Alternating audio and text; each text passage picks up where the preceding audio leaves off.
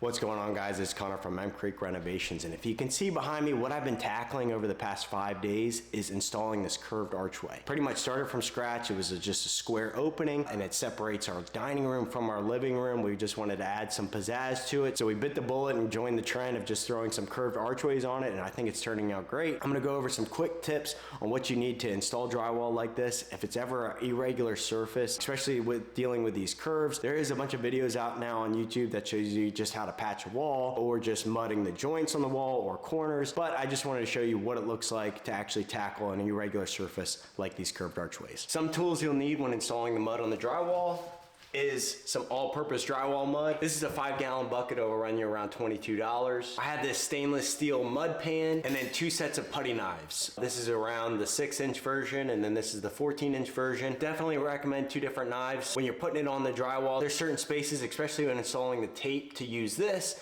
application, and then this is a good finishing portion when you're on your 3rd, 4th, 5th coat. It does a great job of just finishing it as well. Get some of this in here. So I've added about this much to the pan. The secret is adding water to the mix. It'll get it real nice and buttery smooth. It just makes it easier to apply. If you put it on right out of the bucket, it's just kind of hard to work with. It's almost like a putty.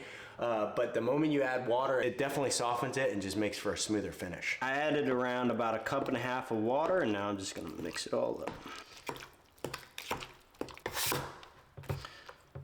I mixed it up for around probably about a minute, and you can see that's a completely different consistency now. And that is what you're shooting for. If I was just starting out and this is my first coat of mud, I would stick with that 6-inch, but I'm gonna actually upgrade to a 14-inch now, because again, this is the skim coat. I wanna take just a little bit on the blade, and all I'm doing is just pressing it in. I'm just trying to get as smooth as I can. Just putting on a nice little layer.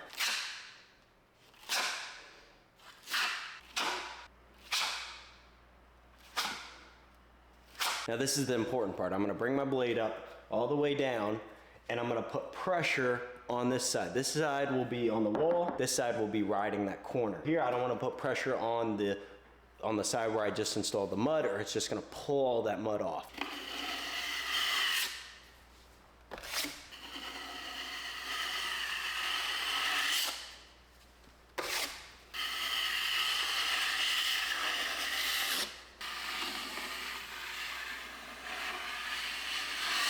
Something like that. You do have to come back and kind of build that up, but that's kind of the process throughout. I'm just doing the same thing I did on that first wall on the back side of the wall now.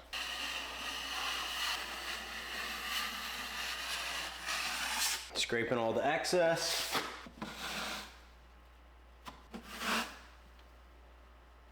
I'm gonna give that 14-inch putty knife a break, bust out the 6-inch, and again, just kind of building up the corners, and then I'm gonna just do one swipe.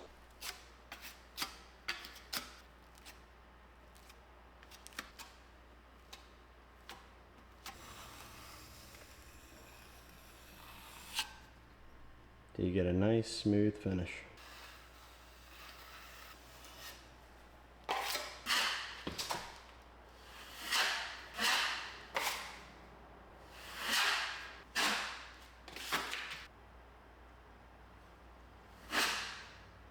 Now this is the part where it gets a little bit tricky. I'm gonna start going into the curve portion of the arch. So I'm gonna get it started, just kind of adding as I go. I know it looks messy right now, but then you just kind of want to go through and scrape all the excess off.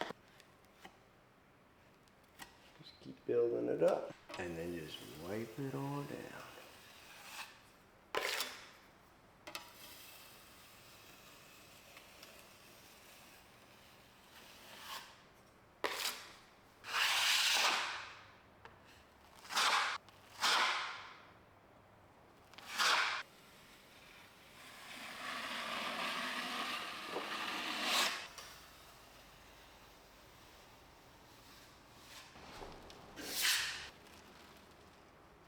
So same thing, I switch back to the 14-inch putty knife.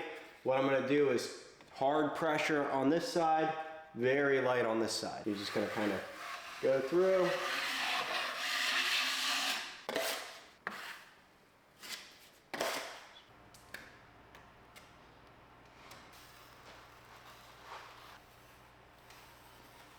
So I don't mind drywalling, pretty easy. It is an art to do. However, you know, when you go about 3 days, 4 days straight of just doing the same thing over and over and over again, you kind of lose it for a little bit. So after this project, I'm gonna hopefully not have another drywall job like this, at least this big. I'm fine with little patches here and there, but this is a monster project to get right.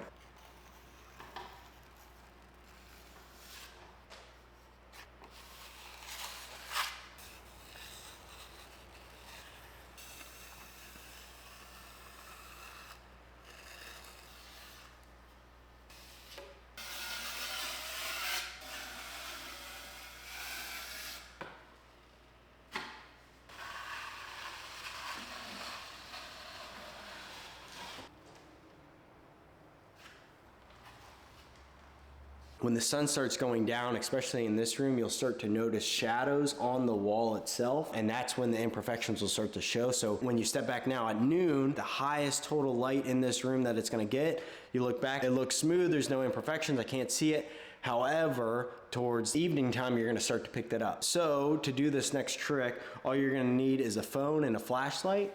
So you're gonna go back and look at any imperfections and kind of shine the light in, and it's going to show any ripples. Some of it's okay, again, it's just preference of how much time and effort you want to put into it. So I got a nice ripple right here. I don't know whether you can see that or the camera's picking it up. That's essentially a trick that you can do on any wall to see any imperfections while you're going back over with the mud.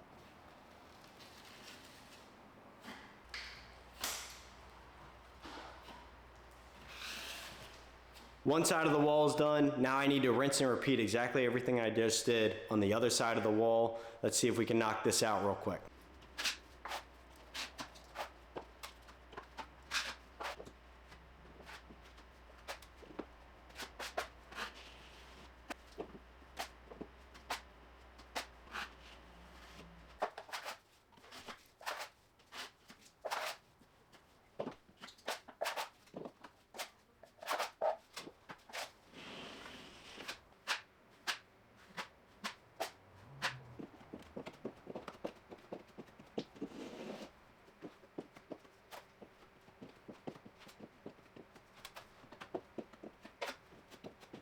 And we're done with the fourth coat. All I have to do is wait till it dries and hit it with a sanding block, and then it'll be ready for paint. It's a good thing that we decided to tackle this project now before we start actually moving our stuff in the next couple of weeks. Once I start sanding, dust literally gets everywhere. But if you enjoyed this video of drywall tips, make sure you like, comment, subscribe. If you want to see the whole process on how I made this archway from start to finish, that includes framing, sheetrock, and the first couple coats of mud, and the final product, I'll leave a link down below, and then also this little video right here. But yeah, that's all I got. Stay tuned for future videos, and I'll see you on the next one.